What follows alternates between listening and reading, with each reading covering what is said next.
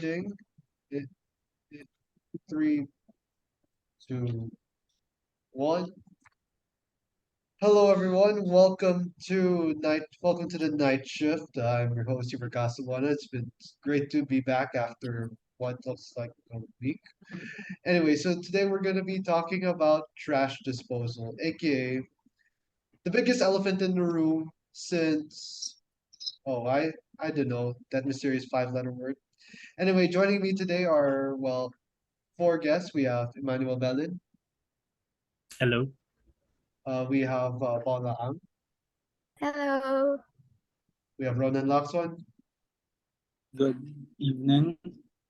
And we have Jack Marzinga. Hello. So, waste disposal. Each community does it differently. Of course, being a southerner myself, a slightly upper class southerner, if I may add. The procedures are, very standard. Waste segregation, a recycling program here and there. But obviously, every community does it differently. So I want to know. Let's starting with you, uh, Iman. How is trash dealt with in your community? Well, generally, I live in Acacia Estates, which is its own like near self-sufficient community here in the gig. We have our own trash collection. I think that is handled in partnership with the gig city's government.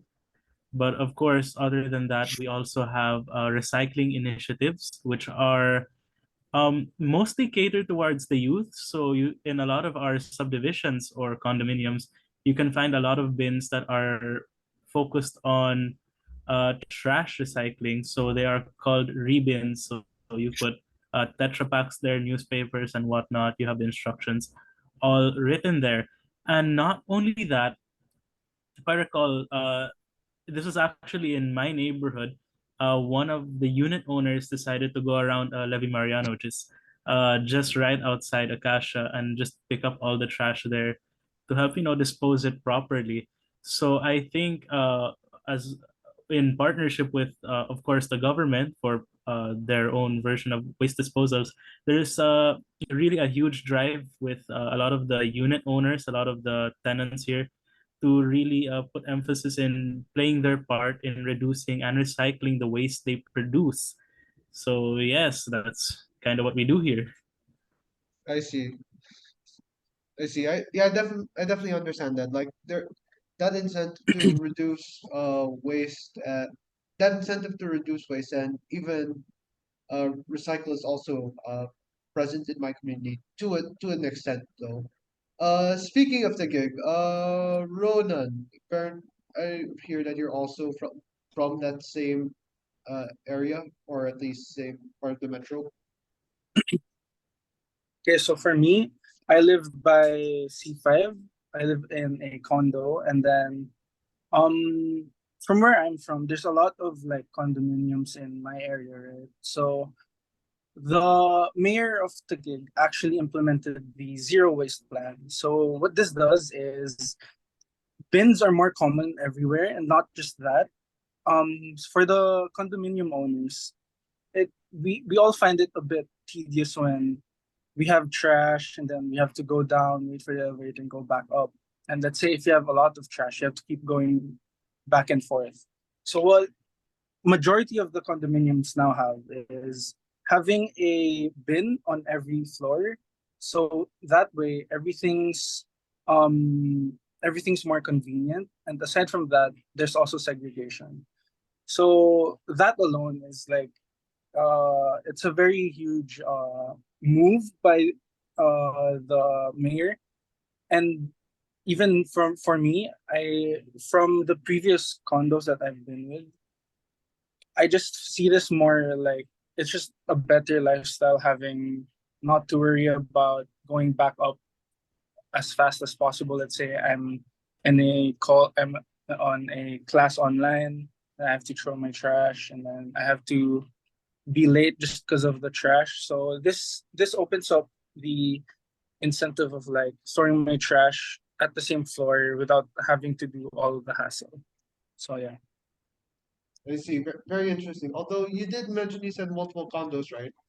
At this point, most of them might end up overpriced. Yeah. Um, but anyway, I digress. Moving on to probably someone who are pretty much the northernmost person in this group. Paula, how is trash dealt with in your community? So, as the rest of Metro Manila groups for a place to dump their garbage, Navotas has silently worked to secure a dump site of its own. So, a 10-hectare property in Barangay Tanza is developed up to this day into a controlled disposal facility. So, it was mandated by the Republic Act 9003, which is also known as the Ecological Solid Waste Management Act of 2000. So basically, the garbage collected in Navotas are dumped at the Vitas transfer station in Manila, where they will be loaded into barges and deposited in the Tanza facility. So with the facility in place, Navotas will have no more need for its present waste transfer station at the corner of C4 and R10 roads. And last I've heard, plans are also underway to convert the site into a commercial area. Ah, I see, I see. So yeah, so a lot's been going on over in Navotas, right? Yes. Interesting. All right, so and last but not least, my fellow Southerner, my fellow Montelupeño, Jarek, anything you want to add on to? Yeah, actually. So in the city of Muntinlupa, there's a department actually called the Environmental Sanitation Center. So the department's vision is to envision a Muntinlupa city as a well-planned, clean and green, premier city that's peace-loving, hardworking, and dedicated people enjoying a clean, orderly, and healthy way of living. So the department's plan is to work in the involvement of barangays, business sectors, students, non-government organizations, and government organizations, and other community organizations for the adoption, management, and implementation of basically an ecological solid waste management system in order to safely and effectively handle the different solid waste and the least harmful impact that it has on both human health and the environment. So the ESC advocates for the adoption of the best environmental practices to protect the environment and its citizens. They envision the citizens of Muntinlupa to, through community participation, achieve successful solid waste management. So going a bit more in depth, the ESC's initiatives are divided into different divisions depending on the process done. So there's the solid waste management, um there's the special operations division, and then there's the clean and green division. So each division has its own initiatives and help in achieving the department's goals in their own respective ways. So some examples are the special hauling, the tree cutting or trimming request, and the request for plants.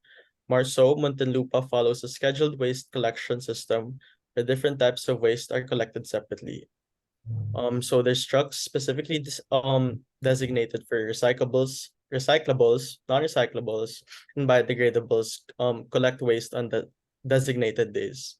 So lastly, I end by saying that though I believe we're already making an effort and it's just already so much, um, I still believe that there's still so much more we can do, especially with the help of technology nowadays.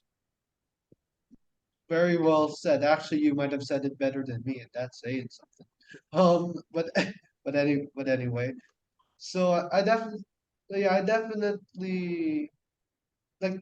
Although we each of our communities deal with trash differently, there's always that something connects. There when it comes to waste waste segregation or well on the topic. So there.